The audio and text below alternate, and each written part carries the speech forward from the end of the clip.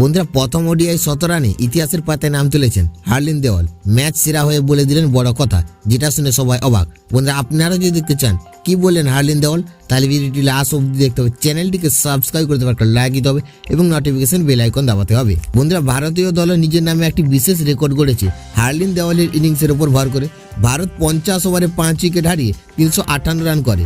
এটাই ভারতের সবচেয়ে বড় স্কোর ওডিআই ফরম্যাটে ওয়েস্ট ইন্ডিজের বিরুদ্ধে।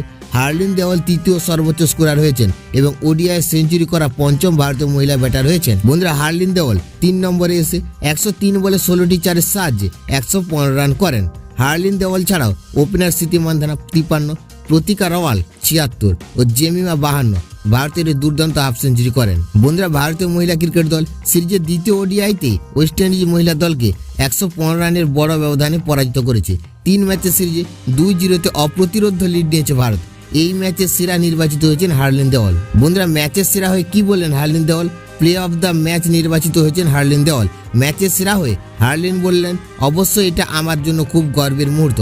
এটার জন্য অনেক দিন ধরে অপেক্ষা করছি। এটা এখন শুধু উপভোগ করছি। আমি যখন ব্যাট করতে আসি তখন আমার কাছে অনেকটা সময় ছিল।